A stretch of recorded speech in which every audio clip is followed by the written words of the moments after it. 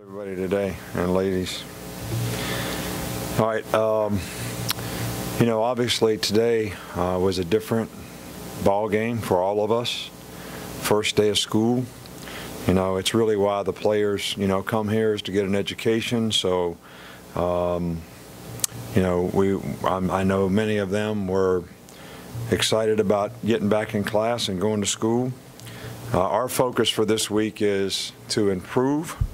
How much you improve between the first scrimmage and the second scrimmage goes a long ways into saying who and what your role on this team is going to be, because we'll have to make some decisions about who we're going to coach and who we're going to get ready to play. We've tried to, expose our players to as many things as we can this week in terms of game situations.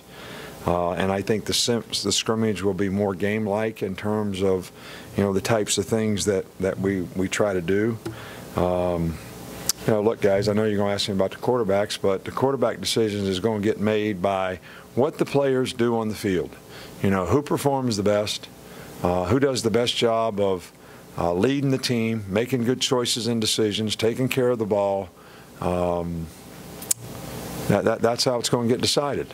And we're sort of monitoring that every day. Jake's toe deal went very well. We don't expect him to be out more than, it's day to day, but maybe another day or two. And some other players that, got back to practicing today, some of the injured guys that were here for rehab during camp, they have Kenyon Drake is recovering and did a nice job in practice today in a black jersey. Cam Robinson was in a black jersey only because he, sprained his shoulder a little bit or something. I'm not going to make an explanation for every guy that wears a black jersey. It's the way we practice guys that we don't want to have a lot of contact, so every player knows that he doesn't have contact. And there's not going to be an explanation for that. Parker Barano cut his toe in a incident in the shower or the bathroom some kind of way, hit it on a door, the door fell on it or closed on it or something, and actually required surgery to sew it back up. And this is something that'll probably take, at least a week or so for him to recover from. Chris Black is practicing in a black jersey. This is the time, this is the shortest camp that we've had, only being 2 weeks long. We're playing later. School started earlier. So, most of the time it lasts about 3 weeks. So I felt like we had a good camp. But I think the players really have to do a good job of transitioning into how we need to practice when they go to school. They don't spend all their time here. They're not in meetings a lot. When they come here, they really got to recenter and refocus so we can go out there and get the work done that we need to get done. I felt like there were too many self-imposed limitations, out there today in practice, and I don't think it was one of our better practices, even though up to this point I've been very pleased with the way, the work has been going and the players have been improving. So, we got lots of work to do. Start back here with Matt. Hey, Nick, two things. First of all, with our Darius, you talked last week just about him being maybe the most consistent guy that you guys have at wide receiver. Where have you seen him improve since last year, and has he maintained that consistency since you said that? Well, I think last year, he really improved toward the end of the season, and we actually were playing him in some games, and, he got an MCL, which really kind of knocked him out of the rest of the season. So, we really felt like last year he sort of came into his own toward the end of the season. Then had some bad luck with some injuries. So, to see him come back, I think he just shows more maturity, now. I think he's got more confidence in what he's doing. He's playing faster and making more plays. I still think that, receivers have to learn the importance of precision, so that they can work well with the quarterback, and the quarterback can depend on what they're going to do. And I think our Darius has, made great strides in that area. And as far as Cam Sims with him out there today, just how is he doing in his rehab? Well, he's got a ways to go. So he's doing fine in his rehab. He's ahead of his rehab. He's not going to be playing, probably anytime soon. We'll kind of see how it goes. And, you know, but it's way too early to make any kind of call about that.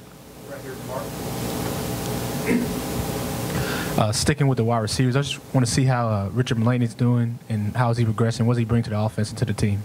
Richard Mullaney, new receiver. Yeah, he's been doing a really good job. You know, he's got great hands, very smart player, very instinctive, knows how to get open, and you know, especially effective in the slot. So he's definitely going to help us this year. And his maturity and experience is something that, to a very young, inexperienced group, has been, you know, very welcome, you know, by us and I think our other players. We were talking to Kirby Smart a few weeks ago. We talked about the run-pass option being something that's been difficult for the defense. It's seen much more of that in the last few years as opposed to maybe 4 or 5 years ago. How has that dynamic changed in just defending that possibility of a run-pass option? Well, they changed the rule, I think, 3 years ago to where a guy could go 3 yards down the field instead of what it's been since the beginning of time, 1.5 yards. And, you know, each year more and more teams have, you know, started to take advantage of the rule where linemen go downfield and block people, so it looks, you know, more like a run. And there's really nothing that a defensive player can key on to know whether it's a run or a pass.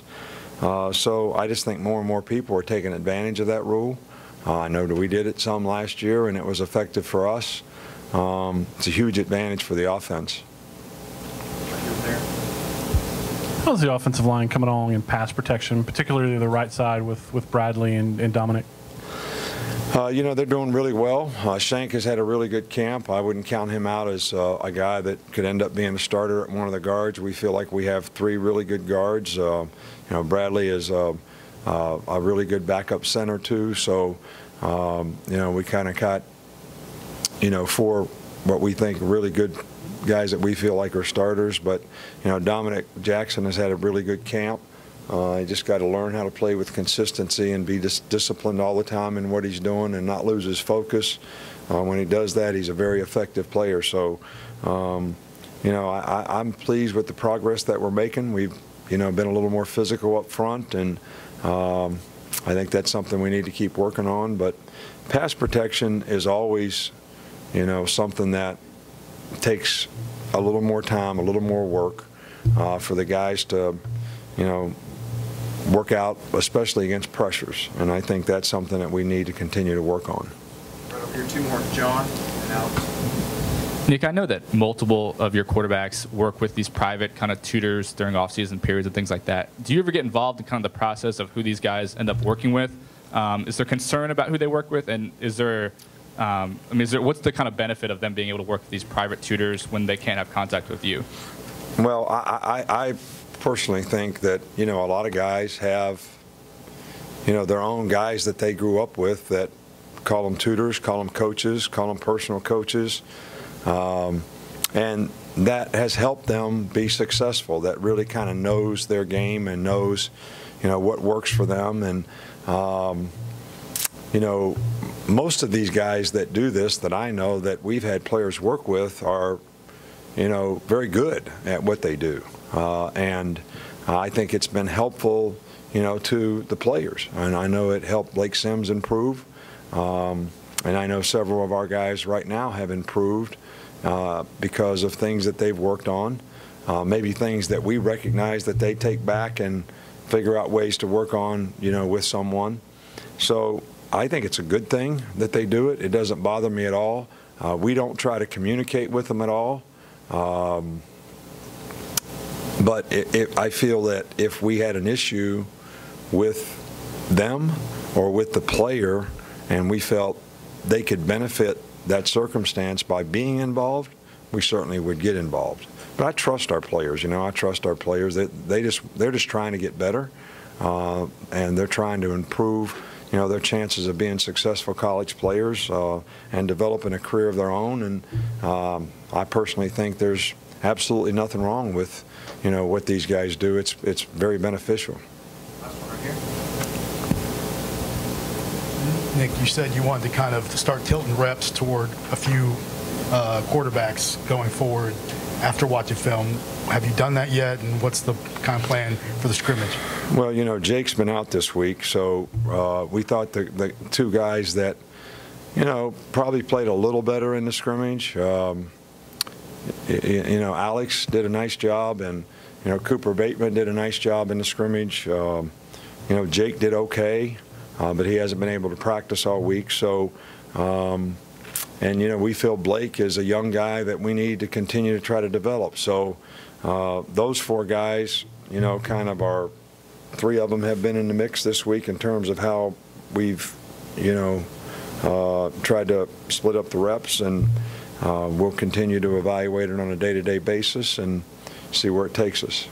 Thanks, Coach. All right, thank you.